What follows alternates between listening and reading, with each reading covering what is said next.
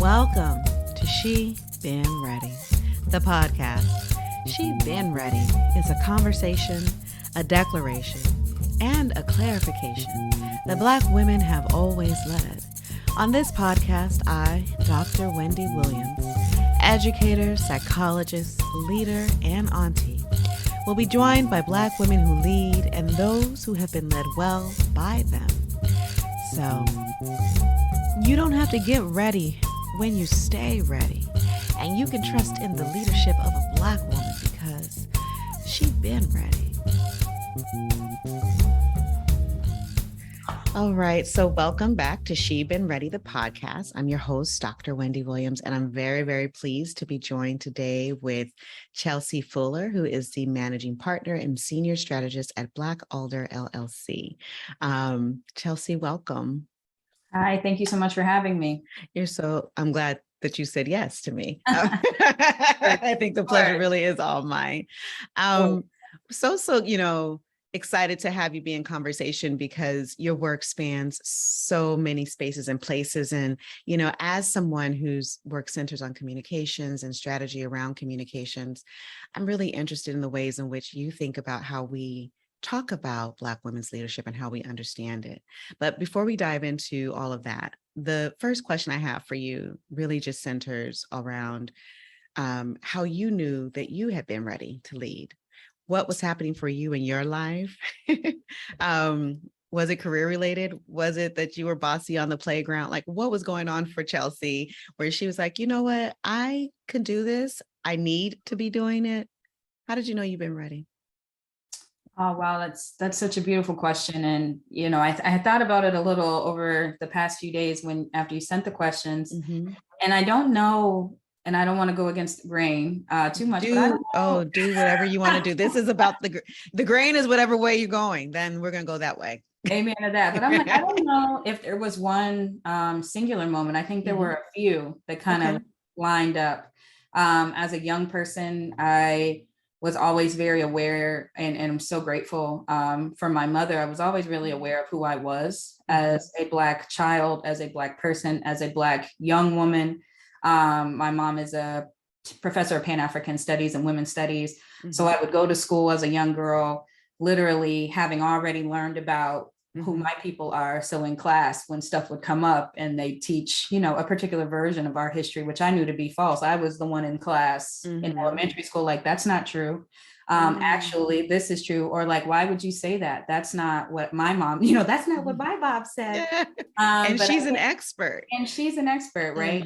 So from a very young age, I was encouraged to kind of speak up and to know the power of my own voice, but also to value the voices of my people and to know who we were before, being ripped, apart from our communities, from our indigenous communities, and brought to this country and to other countries because of chattel slavery. So that I feel like remembering those days of being in class and being like, like my mom said, Santa Claus is dead. Like, you're telling us Santa Claus is real. Santa Claus is dead, right? Like, were you really the kid with Santa Claus as well? They sent me home in preschool and was like, actually, Santa Claus is dead. And also Jesus didn't say this. And it's like, you're saying Jesus said this, Jesus didn't say that, right? So I remember those moments. I remember getting into high school and I had used writing as a form of therapy and also just deeply connected to capturing people's experiences with pen and paper. I just was always the kid running around with a notebook and, a little recorder, right? So the power of story stuck with me really early. So connected to, those experiences of really understanding the power that my voice had, tapping into the power of words and the power of language and story felt just like a natural progression. I knew I wanted to be a writer. So then in school, I decided to be a journalist, right? And when everybody else was telling me like how to make money, if you want to be a journalist, politics, government affairs, this or I was like, I'm gonna write about Black people. I'm gonna tell stories about Black women. I'm gonna tell stories about what's happening to Black people on this campus. And the pushback I got in wanting to do that, while at the same time being embraced by a community of people on campus at the time who were like, we need this, and whatever you want to do, like, we got you, right? Leading then into my career as a reporter. experiencing those same challenges, like being wanted before Ferguson, before the world turned an eye to racial justice issues in a very particular way. I remember being told, like, you're going to get pigeonholed. If you start writing about this now, nobody's ever going to want you to write about anything else. And I'm like, I don't want to write about anything else. Like, who's to say that writing about my people isn't sufficient enough to build a fruitful career, right? That then leading into a decision to leave journalism because I view it as a white supremacist structure. So I'm like, there's only so much I'm gonna be able to do here in this particular avenue. And then deciding to do movement communications work, right? So there were really pivotal moments at each of those phases where I was like, you can do this. Like, you know who you are, you know what your people need. Like, nobody knows better what we need than we do. And at every step of both my education and my development as a young woman, through my professional kind of as opportunities came for me through that journey. There have been moments where I quieted myself enough to hear both my inner voice, to hear the creator, and to hear people around me be like, girl, you got it, and you're who we need to do it. So yeah, I've had a few of those moments. That's very powerful. I hear two things in what you're saying. And the one is that leading for you meant in some ways having the sense of value and prioritizing the stories of Black communities, despite folks not thinking that that was a valid or relevant story or attaching some sort of negative outcome to it. The other piece, and kind of having to go your own way in some ways to do it anyway, right? And trusting in yourself to do so. I mean, what you say about that last piece you just said about silencing yourself, getting quiet. You know, oftentimes when Black women talk about leadership and their development experience, it's the silencing that's actually robbing them of an opportunity of voice. But for you, it opened up a possibility to hear an inner wisdom, a spiritual wisdom, perhaps. Does that feel about right to you? Absolutely. I'm a deeply spiritual person. I am a person of great faith. I do believe in a higher being, in the creator. I'm a Christian, a radical liberatory Christian, but a Christian on the same. And I felt called really early in my life and put it off, and felt some shame and some guilt around that. But then when I realized that liberation work is also God's work, and it kind of allowed me to realize that I've been in my purpose all along, and that I actually I maybe am not, standing in the fullness of it just yet. But it really helped me to understand that what I was hearing and what I was feeling was not just my own desire, my own will, which are valid and valuable, but it, in my opinion, was God pulling me into a deeper kind of relationship with the creator, a deeper relationship with my people, and one with myself. That's a word.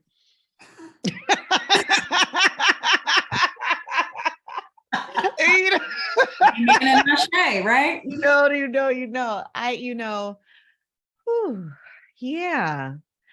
I just, when you were speaking, I was feeling like this tug, and also feeling this push. And it seems, no wonder you can't really take up or hear what other people are saying. That's not even the audience. Okay. Okay. Yeah. Sometimes when I'm talking to folks and I hear something, I'm like, wow, that just kind of stops me short. I can't just go on with the next question. Is it that bomb hadn't just been dropped? So it's just my acknowledgement of that. But one of the things to acknowledge is that as a strategic communications and media strategist, and I'm really curious about your responses to this question.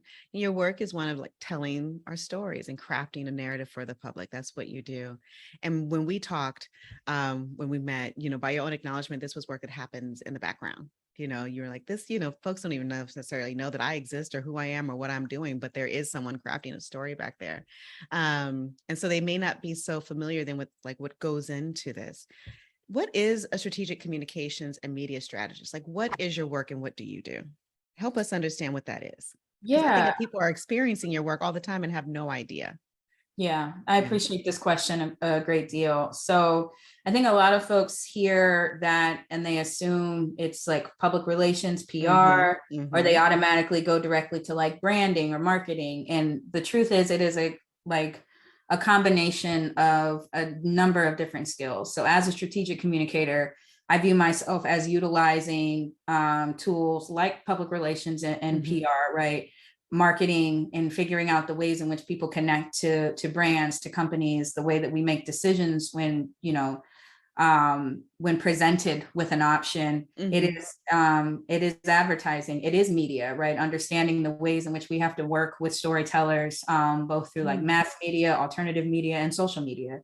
And it is narrative strategy. It's figuring out what stories are not being told, how they should be told, and who are the appropriate storytellers to be able to advance a particular goal. So it's all of that. And in my personal work, a lot of it is crisis communications, right? Showing up in the moments when something has happened and helping stabilize a situation to the best of my ability, while also helping them figure out like, what's the thing you actually need to say here? Not just to stop the thing that's happening, to kind of put a Band-Aid on it, but to move you beyond the crisis to a better place. So that type of storytelling is also a part of my work as a crisis communicator.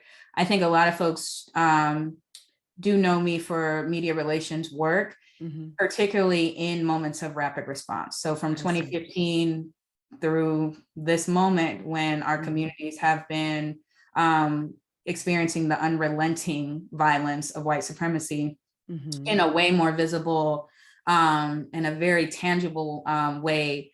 I showed up in those spaces, was welcomed and invited into many of those moments. Ferguson, Baltimore with Freddie Gray, Baton Rouge with Alton Sterling, Philando Castile in Minneapolis over the past few years, to help liaison between communities that were struggling and grieving, and mainstream press that were parachuting into their communities to help tell the story, many of whom were well-intentioned, but not from there. That they didn't know the people, they didn't know the families, they didn't know the long-standing narrative that had been playing out there.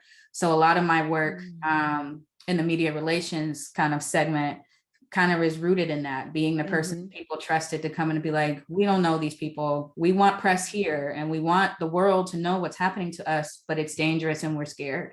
And we need somebody to be that in between for us, who can tell this, help them understand the story we want to tell, while also providing somewhat of a buffer. So I do a lot of that still, along with training for journalists and newsroom managers and members of the media who, really deeply want to be in good relationship with communities and want to do the storytelling, and just have not been trained on what that looks like. So. Gosh, so the psychologist in me is having a moment of like what it must be like to be you. You just mentioned a number. And you tell me if I'm going too deep, because I tend to do this. And my girlfriend. No, I'm just, listen, Chelsea, you just said, there some of the thing, naming, Philando, Freddie Gray, naming moments. What I know for myself, that I've been in tears looking at a screen and like really having a hard time, hearing and receiving and trying to make sense of what just happened. And I hear you being in the belly of the beast, translating, articulating, hearing story, and doing a few things with it too. What you said about not just responding to crisis, but also thinking about what we want to do with that. And so that is requiring a level of being present and being available, but also being strategic and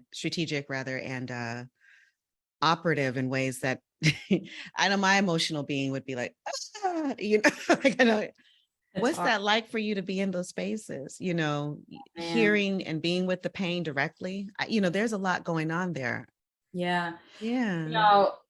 It's been the honor of my life to date. It has also been the hardest thing that I have ever had to do. And I think going into it, I remember, because I initially, was trained as a journalist. So I understood the story in a very particular way. I understood the barrier that needed to exist, which now I know is BS, right? This barrier of objectivity that allowed, for you not to be the story, for you not to be in a position to influence or to put your own personal feelings, experiences into the story, but to allow someone else. So I had that training in my mind going into this work, and was then trained as a communicator. I got a master's degree in social justice advocacy and comms from American University. So I'm like, in these moments when this is starting to pop off, At the time, I had recently left corporate communications where I was doing really well and, climbing the ladder, but it was super white and super violent, just in terms of the ways that people engaged with me and with other people of color in the office around value, right? Around our ethics and the ways that we wanted to show up and do the work. So right kind of at the boiling over point, I had just left corporate comms. I was working at the advancement project. And the first thing that I had to do was rapid response work around the 1 year anniversary of Ferguson. So I'm like, okay, like I have this training, this very technical journalistic training. I have this training as a comms professional.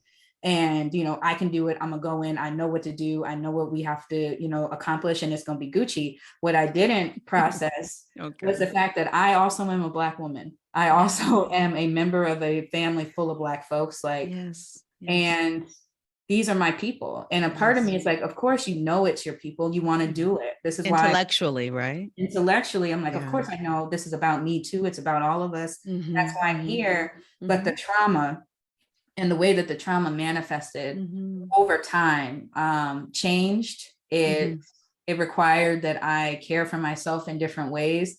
And it took me low, and it took me to places that I didn't quite expect to be.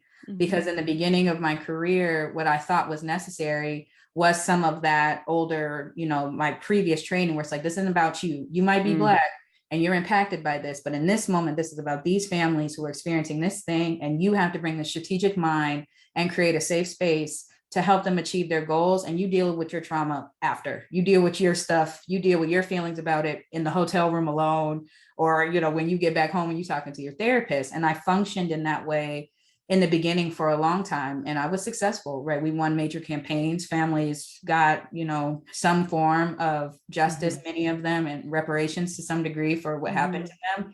And all the while, it's like these layers for me are building up. And I don't remember exactly when it was, but I had a moment when it was just like the lid blew off. And it's like, I am deeply like traumatized by this. Like I have not given myself an opportunity to process what's happening to my people, my proximity to it. Like, how many times can you sit with a mother and help them write a press release about her son that just got shot, and not in some way, contend with that? And I, after probably about 5 years or so, I realized that my story is just as important as anybody else. My well-being and my health has to be a priority if I'm going to show up and do this or do anything or be any type of whole human. I have to take care of myself.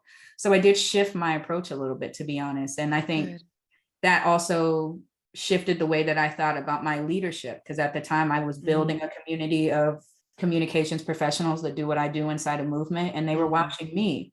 So, that whole, do as I say, not as I do thing didn't hold up, right? If I'm like, oh, like you all don't be online all night, but then they see me online all night, or it's like, go to therapy, like take a break, or make sure that you're processing what we just experienced. And they see me get on plane after plane after plane, going into battle without as much as, allowing myself to shed a tear. I had to shift my orientation to leadership. I had to shift the way that I viewed myself as a part of a collective. And I had to just give myself an opportunity to grieve. And when I did that, I think my work went to the next level. The way that I produced, the way that I showed up in community changed. And I think I've been doing some of the best work I've ever done since I allowed myself to do that. Wow. Does that make sense? The psychologist in me says yes. It makes a lot of sense. No, it makes total sense. All jokes aside, it makes total sense, because what I hear you saying is that you allowed your whole being to be present. And, it's interesting. There's so many, you spark so many thoughts and ideas in my head as you're speaking. I've heard many journalists, Black journalists, talk about, I'm thinking of Farasha Daya. She's one of my favorites. I love to follow her work. But others who she's highlighted as well in her work around being told to distance themselves, being told that it's not objective and that it's not real journalism. In fact, for them to be Black people telling Black stories from a Black perspective, and that in some ways that delegitimizes the integrity of their work. Knowing what we know, that white people are never told that about their, telling stories, whatever, so the case may be. And so I think a lot about that disembodiment and the way that human trafficking and enslavement and, labor extraction of Black people and Black bodies aligns with that perspective that you're not human, right? You just do the job, you just do the work, and then you go back to the shacks, to the slave quarters, and you all have your own sort of whatever experience of humanism that you're having out of my sight, out of the sight of the workplace. And so that's what I hear you sort of taking, reclaiming that humanity inside of the space where you are doing your work. Very powerful, very, very powerful. Thank you. It took a lot. That is not easy work to do, and also to do in front of people. And so I love the way that you frame that inside of your leadership praxis, right? Because you knew that if others were going to benefit from your learnings, that you actually had to put it into practice. And it is hard to do. It is really hard to do. Yeah. You know, when I wrote these questions, I was thinking about the way that your work is leadership, you know, so that the telling of the stories, even if people can't, you know, so the typical canon of white patriarchal leader is that charismatic, handsome man, right? Tie, it's either blue or it's red. And, you know, at a podium or someplace towering over others. And so this idea of telling stories from within and behind and like pushing it forward and out is kind of how I hear you describing your work. Really, you know, and crafting the narrative, like dictating what will be said about what is happening. That's power. Like for me, that is power. And I would say leadership. How have you understood your own leadership in that context? And I would say too, now that you've shared this piece around like health and wellness and being whole self, spiritual and all the rest, and how do you think about your leadership praxis in that regard? Yeah, you know, I think I was really blessed and fortunate when I came into movement work full time.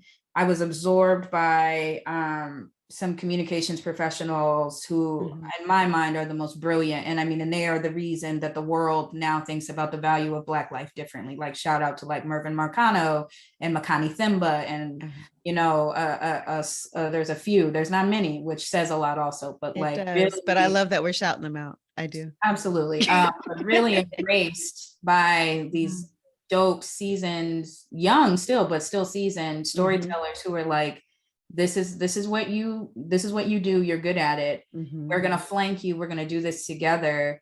And we're going to lead in a particular way that elevates the folks who don't have the access that we have. Right. So this whole idea, I was really trained and taught to do this type of work from this place of like low ego, low visibility, high impact.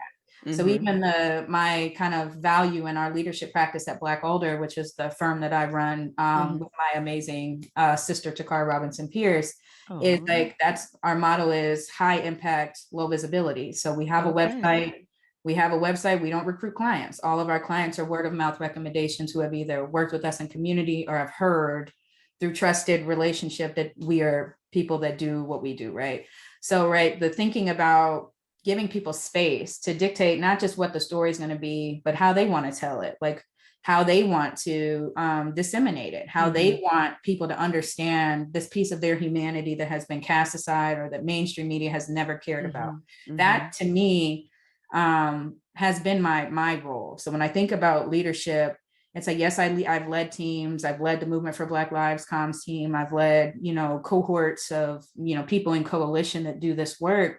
But like, to me, I wouldn't even, when I think about leadership, that's not what comes up. What comes up in my mind is those moments when I've talked to people who have the power inside of them to change their conditions, be it bigger in big ways or small ways, but have just been convinced that their voice isn't powerful enough to do anything, that their voice doesn't matter, or that the story that they have inside of them, that it's already been told, or that it's whatever. Leadership to me has been helping those folks unlock whatever the thing is that they want to say, and training them, preparing them, supporting them, and flanking them and saying it. And doing that both in individual circumstances and in mass, right? From storytelling in no name, small, podunk rural communities where something happened and folks really just wanted to be able to get their story in the local paper. They wanted people in that community to know what happened to them, to being in the place where we made decisions about the global campaign to defund the police. So across the spectrum of this work, I view myself and my leadership from the position of it being about our collective needs and the power of our voices, both individually and as a unit. But yeah, like I think people talk to me and they say like, oh my gosh, sometimes like, I didn't know that you did that, or I didn't see you at the summit. I'm like, well, I was backstage, like with the people, preparing the people, but also it's like, you don't need to know. You don't have to know, right? It's not about, I feel like I am blessed and I get, I have been just really embraced over the past 10 years by so many amazing people. And I've had so many opportunities, right? The opportunity to be the first communication strategist to work or part of the team to, kick off Me Too, like such an amazing opportunity that changed the world, right? So it's like, you don't have to see my face on a flyer. You felt my impact, the impact of the storytelling that I've helped people do on their own, right? Like not even me putting the pen to paper, just helping people unlock what's inside of them. That's the greatest call of leadership, right? But I'm not shading the people in the No, I'm not. like, they want to be on the post. But you know what, I guess I'm sitting here, my work centers, I think I shared with you, predominantly within educational settings and whatnot. And so much of how I understand leadership and the work, no matter the setting or the situation, is that it must be that other people actually recognize the leadership within themselves through your work with them, that they know that they can do the areas of their work, whatever it is, right? If you're the president, you can't do marketing and the budget, and you just need to hire the people and support and empower and entrust them to do it and lift them up and, all that. And so what I'm hearing you say in a different space, but through the power of storytelling and cultivating narrative around various situations, particularly in movement, that you're helping people to write their own story and where they will be able to talk about it even when you're long gone. Yep. Yeah. I'm going to merge two of the questions that I have posted here, because I feel like we've been moving inside of them, and I kind of really want to get to a place and really hear and delve deeply into some of your thoughts. You've been inside of a lot of movement works, and, your bio says that you're seasoned, and I'm feeling like, is that the laurels over you, like having been in like these different spaces? And we talked about like how that can even shape you and impact you psychologically and the rest of the world.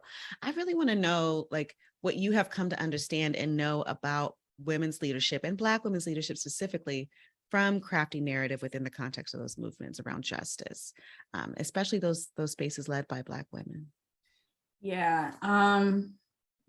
This was a challenging question when I was doing my prep. Okay. So hopefully I land the plane here. I think for me, what still shocks me or makes me somewhat uncomfortable is the fact that we seem to be existing inside of this reality where it's like the celebration and or at least the appearance of celebration and the naming of the fact that Black women run the world. Right. While at the same time being inside of a reality where it's like we are the most disproportionately impacted by everything. Right. That tension still feels, I don't know, I don't want to use the wrong language and offend and be offensive, but it just feels, it feels disingenuous in a way that I find to be dangerous. So I'm only 34. I'm relatively young, but old enough to have done a few things. So it's like, I would say so. But I've seen people, and I was just on a call with a partner on some client work today, where it's like these huge, very public, beautiful like announcements and celebrations about the value of Black women and the contributions of Black women and the need to defend and protect Black women all out in the world, to the point where it's commercialized. You can go to Target and buy a t-shirt that says defend Black women, protect Black women. But at the same time, that numbers still show that across the spectrum of systemic violence, it's us. It's still us. It's Black trans women. It's Black birthing people. It's Black, it's us. So I'm just like, when is that going to shift? And am I a cynical jerk because I'm not like, woo, rah, rah, rah. Like, I don't, because I'm not like, yes, defend Black women, support Black women. Because in my mind, I'm like, I don't have time.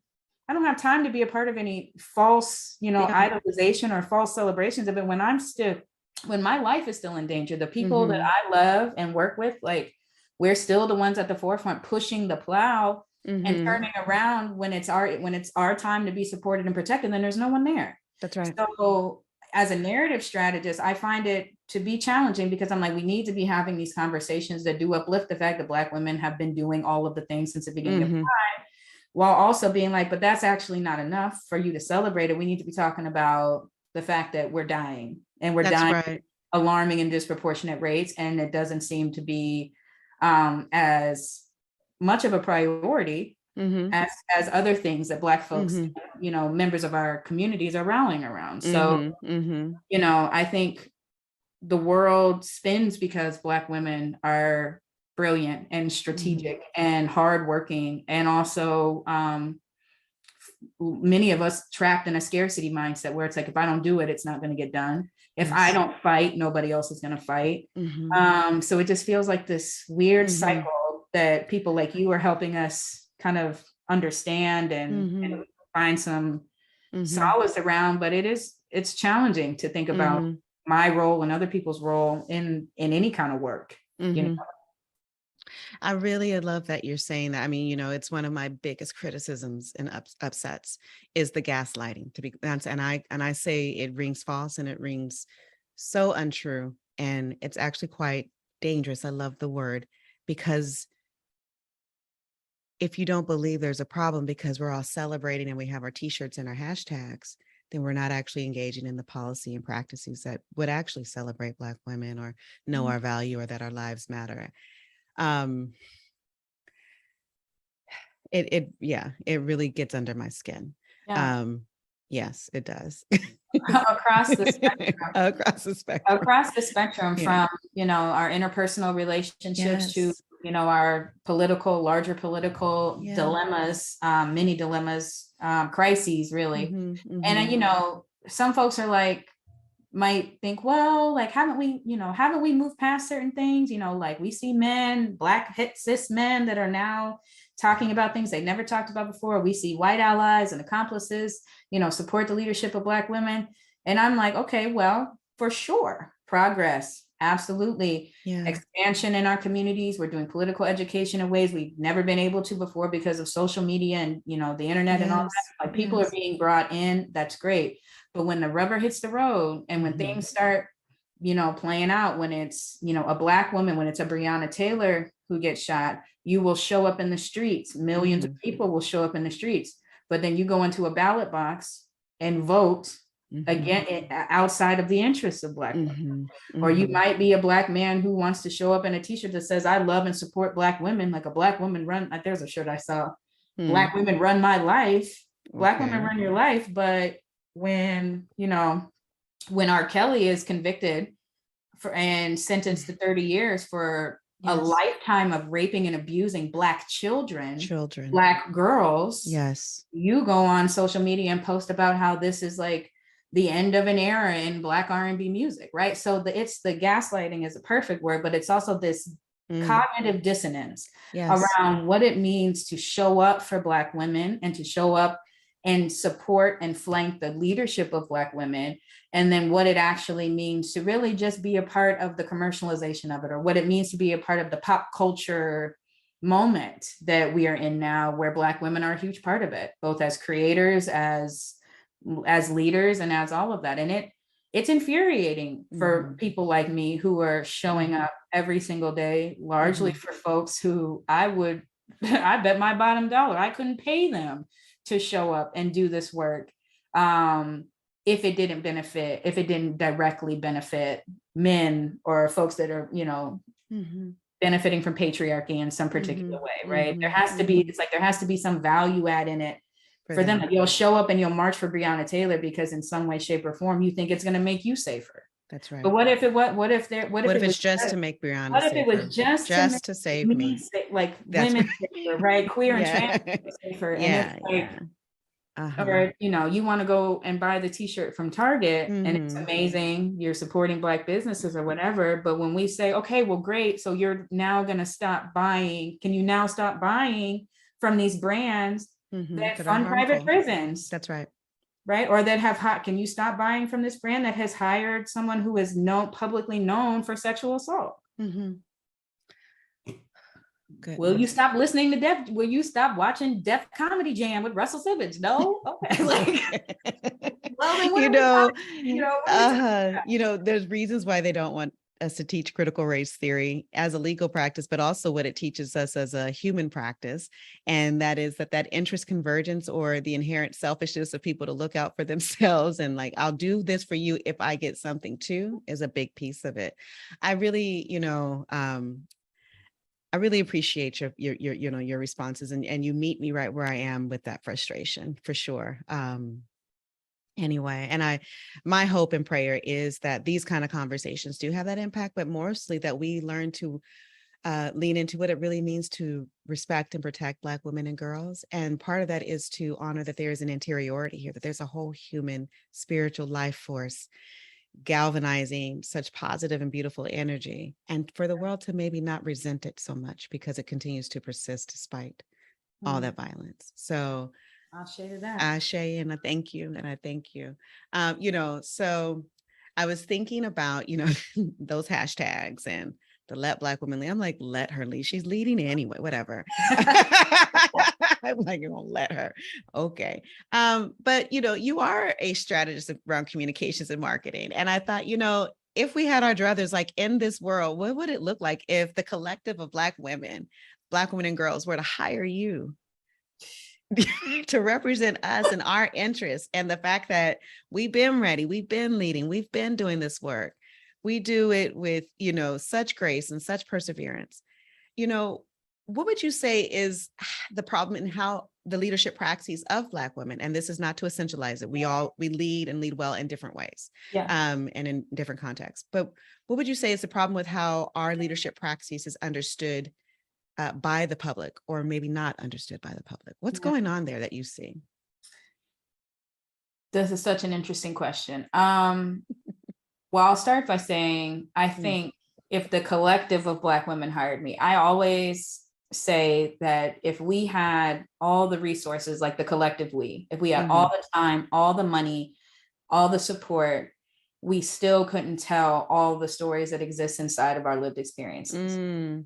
So I think that as a baseline, it's like, even if we, I was hired and my team came in and we had everything we needed and we just had the full, open runway, I would have to level set and be like, this is amazing. We are amazing. This is amazing. But our folks are so complex and we are not monoliths in any way, shape, or form.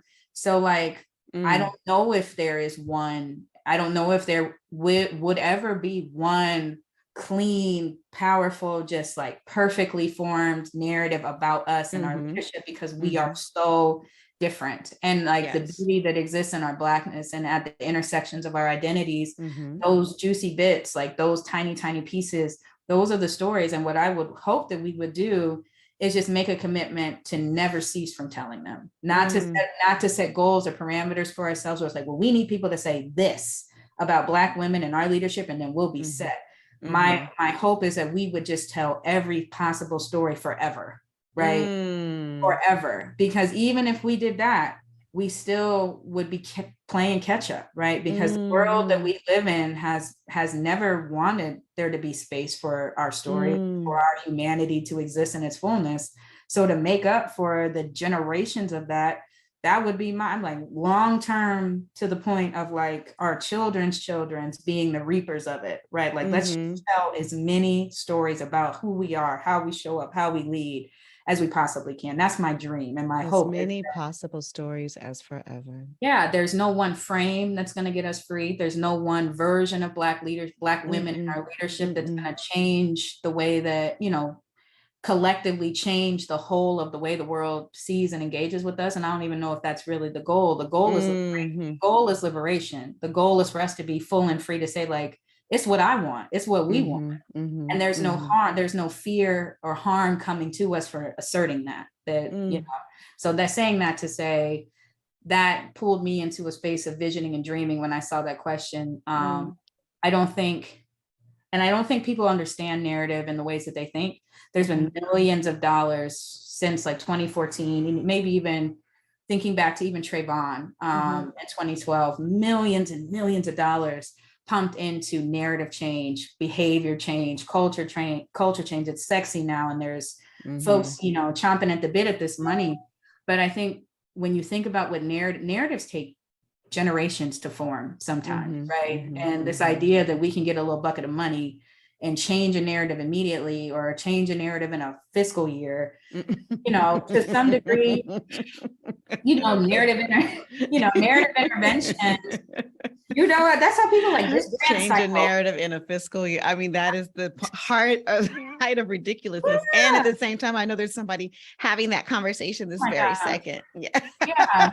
In the grant proposal, like, we'll see narrative change around sexual violence by the end of the, I'm like, but it took 400 years to cement this. And you want me to take this little money you done gave us, and you think I'm going to completely change this narrative in 3 months? But, you know, I think when people take a step back to think about narratives as like mosaics, and my comrades at Opportunity Agenda uses they do this beautiful training. And they're like, if the narrative is a mosaic, our stories are the individual pictures. And even if you look at the pictures, the pixels in a picture, right? Those are the stories that exist at the intersections of our identities. That's the granular stuff that makes us who we are and that makes us human. So there's an unlimited amount of storytelling that can happen inside of one particular narrative, to shift it, to expand it, to dismantle it, to do whatever. So when people step back and think about what narratives actually are, I think we can have more realistic conversations about what's possible and what we want, right? So I know for a lot of folks, and I'll be honest, I tend to not I don't engage in a lot of like the professionalized Black women's leadership spaces. I find them to be harmful. I find them to be harmful. Yes. And there's this. Tell me why. Why are they? What do you see there happening? White supremacy, right? This idea that being a professional Black woman requires a kind of professionalism that we know is rooted in white supremacy. That it requires a type of presence or a type of thinking that we know is rooted in patriarchal violence. Actually, we are never intended to function inside of that and be whole. Well, it's actually intended to break down, not to build up. And this sense, and this is not a judgment, because I understand the trauma of my people and my community of Black women. Absolutely. This idea that there's just not enough. There's not enough space for all of us. There's only a few ways that we can lead and be successful. There's only a few tactics that we can use and achieve our goals. That air and that spirit of scarcity and the ways in which it divides and the ways in which it pits us against each other in those spaces specifically, I don't find that to be generative. No. And it's hurtful, because I know even in situations where I've been directly either harmed or disrespected, I can even in those moments say, like, this isn't actually about you and me.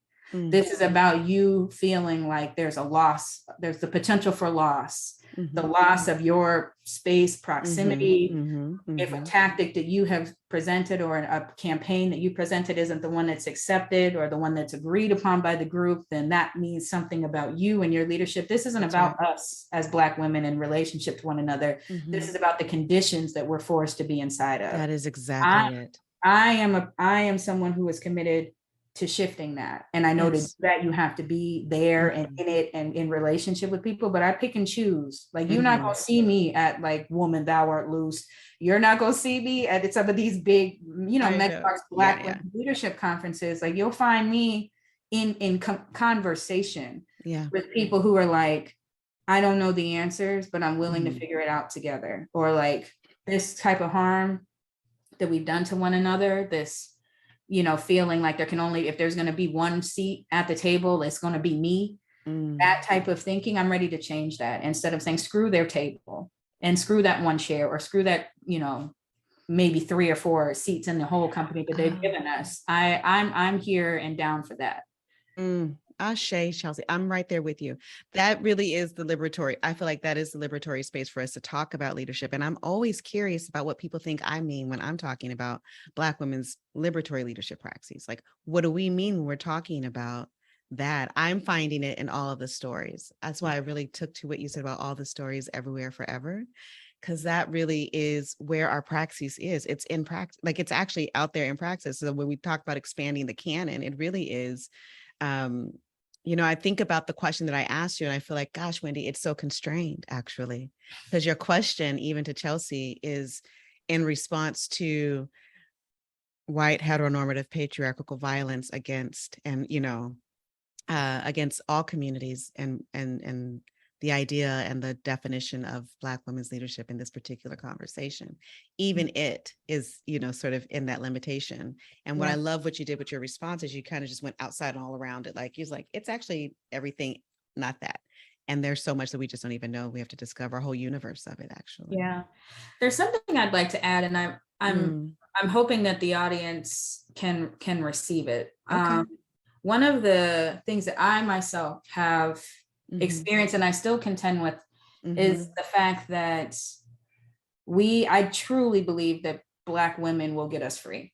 That I have no doubt in my mind, in my soul, in my being, Me too. that our work, our love, the way that we love, and our brilliance and strategy, and all of the things that we are, our weaknesses, we will get us free. Yeah. At the same time, I still truly feel like we need to be having more conversations inside of communities of Black women, be them queer, straight, trans, or whatever, about the fact that we are still proponents of white supremacy and patriarchal violence. When I hear, other Black women, sometimes from more not conservative, but more moderate spaces, right? Because I view myself to be a radical liberatory person. I am as far left as left can go. But when I am in spaces with folks who maybe are more, maybe right leaning, but consider them toting that line and negotiating the things. You consider yourself woke, you voted for Obama, you're in Jack and Jill, but you're a fiscal conservative, or you're this or you're that. I truly believe we won't get free without everybody. So we have to engage and cross political lines. We have to cross economic lines.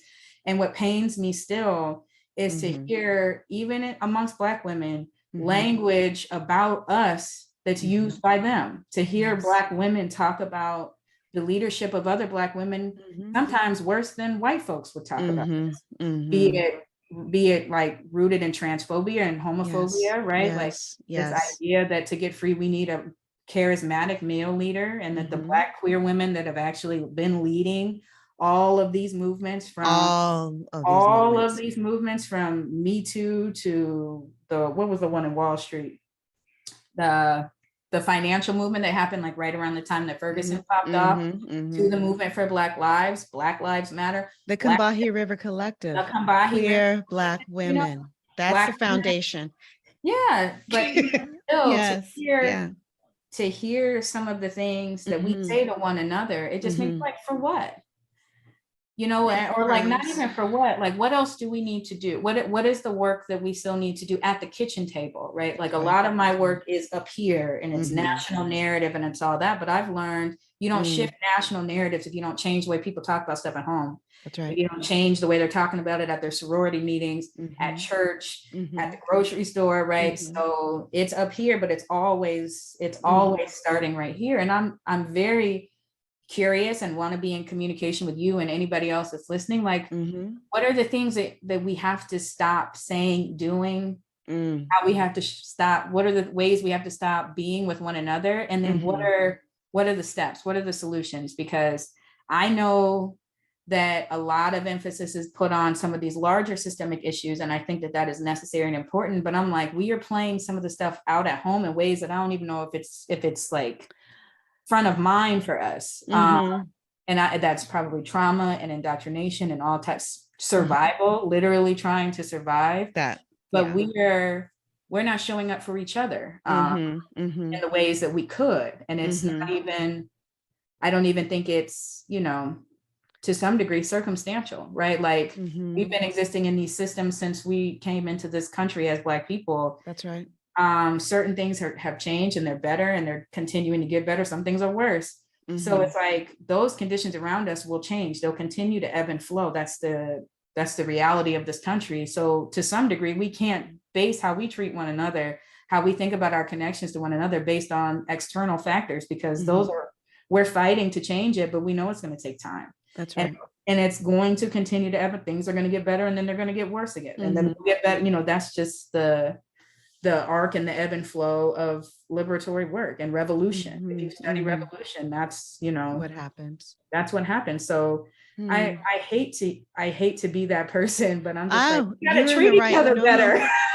Chelsea, I'm going to shoot you one of the episodes from season 1 with my dear friend and colleague, Dr. Leisha Carter, and we talk about what we owe one another as Black women in our leadership. But I also think I need a part 2 to that conversation, perhaps. And for this season 2, that your interview will be in. It's so real, and this is the conversation. Because I think that sometimes we do need to critique one another, but it's critiquing the ways that we're perpetuating white supremacy inside of our leadership, and white superiority and patriarchy in our leadership, to actually keep systems going as is, because of the little crumb we got from the table that we got to sit at. Yeah. I know we are a very roundabout way of saying, I really just want us to be kinder to one another. I know, I hear you. To see each other in our fullness, and to trust each other, right? That's right. That to be able to say, like, this sister over here may not do it the way that I would do it, but I'm a flanker anyway. Give her grace. And I'm gonna show up for her anyway. And if it falls short, we'll figure it out together. And I'll tell her without shaming her. I'll tell her, like, sis, that why does the length of the dress matter? What is whatever the thing is that she's doing, that you just tell her. But it doesn't have to be where we're tearing. A bonnet, so what? Who cares? Like, we need to keep these edges moisturized, so we wear bonnets. So last bit of questions, because I know you have a hard stop, and I want to respect your time. And I'm so grateful for this conversation with you. Thinking about the young women coming through, you're 34, so you're saying, I'm young, but I've been through, and there's someone who's 14, who's 25, who's in this space trying to figure out, like, how do I live authentically? How do I get to lead in the ways that I hear Chelsea talking about? What would you say to her? Oh God, I'm not gonna cry. I'm sorry, but cry if you need to. It's a very sensitive spot right now around young people. Just personally, with I have 11 nieces and nephews, so auntie. I am an auntie. I think there's so much I could say to young people. I try to mentor young communicators as much as I can, but I think even beyond the skill set, there's just so much that goes into navigating our humanity and existence as Black women in this particular moment. I think I would tell young folks a few things, namely that it's okay to be afraid. I've been in a lot of spaces where, the encouragement is like, you don't have anything to be afraid of. Like, you can do it. You can charge forward. You can accomplish your goals. Screw these white men. You can be whatever you want to be. And in my heart, believe that, but we have a lot to be afraid of. Yeah. And I think empowering folks to say, like, everybody has a different set of circumstances, and the fear that you feel around something doesn't have to be debilitating, but you also don't have to act like it's not there. One of the most powerful things that I was able to do for myself as a young person, to be like, the fear that I feel is real. It's valid, right? Like my success, or if I take a leap and if I fail, what could happen to me is a real thing. Like, I don't have the kind of resources or the safety net that non-Black people do. So I have to be mindful of what could happen to me, or like what's at stake. But at the same time, taking hold of that and then connecting with what it is that you want to do, and feeling and finding in yourself that kind of inner voice, be it if you're not a person of faith, it's some sense of purpose or calling or whatever, taking that fear and connecting it with that purpose or that whatever. That's the best thing I ever did for myself, because it allowed me to see clearly that, like, and to understand that, like, there's a journey here. There's gonna be pitfalls. I'm probably gonna feel like shit at certain points. I may be scared. I may feel more scared than I feel triumphant or brave. And that's all right. And that's a part of the journey, and that at every step of it, it's mine. You know, the journey is mine, and I have the right to process, to make decisions, to ask for help in the ways that I need. And at the end of the day, when I get where I'm going to go, that will be the reward, right? Not the fact that I was brave and I never shed a tear, you know, and I didn't care what anybody said, and I just put my head down and you know, and burrowed through and took the darts and the arrows and never got a band-aid or whatever. Like, that's not the reward. The reward, you know, it's just no, like, I know it's bled out and still made it, and now I'm a CEO. It's like, no, it's like, no, sis, the reward is the fact that you made it, and you made it in the ways that were right for you. Yeah. And I wish somebody would have told me that sooner, that like, don't be like, take hold of the fear, grapple with it, talk to God about it, figure out what it's rooted in, make what it's rooted in a part of what drives you forward, but don't martyr yourself in it either, right? And then figuring out for yourself, like, one of the best things Tarana Burke has ever, and she's a dear sister and member of my family at this point, is like, she says, like, survivorhood is not a destination, it's the journey. You wake up every single day and you survive. You contribute to your family, you contribute to society, you make decisions that are yours to make, be them good or bad, and there's joy and honor and grace in that you wake up every day and do that every single day. You're not getting to some place where it's like, I'm full, I'm whole, I'm, you know, hopefully the healing and I've arrived. Right. Like, that should be continuous. You should constantly be moving and aspiring. But like, had I heard that earlier, that I'm not ever going to arrive at some place where it's like, like, like, you made it, you are a bad bitch, like, you know what I mean? Like, that you have to take control of your own journey and do that for yourself, that evaluation, that level setting, but also that celebration at every step, even the moments of failure, or the moments where you feel like, I shouldn't have did it that way, now I got to start over, right? Like, I wish I would have known that a little bit sooner, because I spent a lot of time feeling like I wasn't where I should be, and I was exactly where I needed to be in that moment to be able to continue the journey. So I would tell young folks some shorter version of that. Well, Chelsea, I feel like that is so powerful, because I feel like we're vulnerable to feeling that way no matter where we are in our lives. But certainly with the world moving so fast and young people able to see and access the thoughts, ideas, behaviors, accomplishments, and failures of everybody all the time with their little computer devices in our pockets, it's really a good reminder to maybe set ourselves at the pace of the sunset and the sunrise. So yeah. I would also, if I can. Yeah. You can. I'm mindful of your time. So if you go. It's fine. Okay. Nothing's more important. Today I have to go to Trader Joe's. That's really, I have to go to Trader Joe's, and I have a call with my accountant that can be pushed back. This is too fun to cut short. I would also tell young folks, you know, the self-care moment that we're in is, again, at its origins, a gift of Black women and people of, like, women of color, queer and trans people, had to learn how to take care of themselves in a world that does not care for us. That's right. I would tell young people, though, especially young women, to not fall into the trap of self-care as this thing that's always supposed to be lovely and luxurious. Sometimes self-care means unrooting things and committing to the process of the unrooting so that you can be free, be it individually, as a member of a family, a partnership, right? And I see it all over Instagram and all over TikTok, hashtag self-care Sundays or whatever. Like, girl, if you want to get in the bathtub and light some candles, fine. Like, I do that. That's great. But sometimes it sounds like you're saying sometimes self-care is the ugly cry. It's the boogers and all the stuff. Right. And that's the thing that I don't want younger people, who many of whom have been activated and mobilized in this past decade, and digital media has made people think things happen overnight.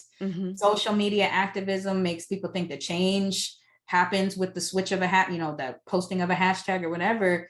It's a self-care. I've seen so many folks kind of fall into this commercialized trap around it. And like, you can do beautiful things for yourself, do luxurious things for yourself. You deserve all the beautiful things in the world. But I would love to see younger people grab hold of the reality of what it means to care for yourself earlier than my generation did. Because many of us had to do it because we were damn near dead. And it was just, you know what I mean? Like I have to just pull myself back now because I'm not well. I'm not going to be well. Right. So like take the celebration and the fun that comes with this like culture of self-care, but do the deep work early. Do the like, don't wait and don't think that like you can deal with it when you're 30, 40, 50. Like deal with the stuff that you know is a part of your experience. Deal with it early. Find people that find people that you can trust. And this generation now is way more aware. They are, and I'm grateful for it. I'm so grateful for it. We're having conversations about mental and emotional health. Yes. But yet and still, right? Like this idea that you have to, always keep the straight face, or that you can't show any weakness if you want to achieve certain things. Like break those barriers down and prioritize your self-care now, and find ways to unroot the stuff that needs to be unrooted as soon as you can. Don't wait. There's so much that life will pour into you when you do that. And I wish I'm 34. I'm dealing with things now that happened to me when I was 7. Yeah. I knew they needed to be dealt with probably like in my teens, in my early 20s. I wish to God that I would have taken as much time to care for myself in that way as I've spent caring for other people. So sometimes all we need is permission, which I hear you making clear. And especially women, the nurturing thing, it's some of it is stereotypical and just untrue, and but some of it is true. I feel like there's nobody more loving and caring and kind as a collective. I know some of us are raggedy, but I think that's something to be mindful of. Like you're right. A call to care for many of us, but we have to keep ourselves. And part of that is a part of living out your whole purpose and your self-care, that the heart does need to love. It does need to give that, and it does need to land in a space. Can I ask you one more question before I let you go? Absolutely. Is there anything that, now one, I understand that your work is behind the scenes and things like that, so maybe you're not promoting things in that way. If so, is there anything that we need to know about that's happening for you or that you're doing? Or are there ways in which you think we should attend ourselves, given the outlay of the type of work that you do, that you think the public should be more aware of? Great question. My firm is working with some amazing organizations across the country. I myself don't have any personal projects right now. I'm still a member of the leadership body of the Movement for Black Lives. And right now we are making a tremendous push to support our folks that are doing reproductive work. So I would say pay attention to what's happening inside of Black movement formations right now, and plug in where you can, or at least stay informed, because what is happening in terms of the loss of our bodily autonomy with the overturning of Roe is absolutely a racial justice issue, and all Black people should care about the loss of access to safe abortion, to any abortion. So I would say that. I am working, I'm a part of an amazing fellowship called the Housing Narrative Lab, which is training communications people all over the country who are committed to doing work around homelessness and unsheltered folks. I'm in the Bay Area. I thank you for naming that. I want to know more about what you guys are doing. Absolutely. So if you're paying attention to what's happening in that work, the Housing Narrative, Housing Narrative folks are doing amazing work. Who else can I shout out? There's got to be something else I could shout out. Oh, we're also, there is a march happening at the end of July. Many of you have probably seen the advertisements of the Defend Black Women March. That is going to be in DC at the end of July. There's going to be more information that's publicized over the next few weeks.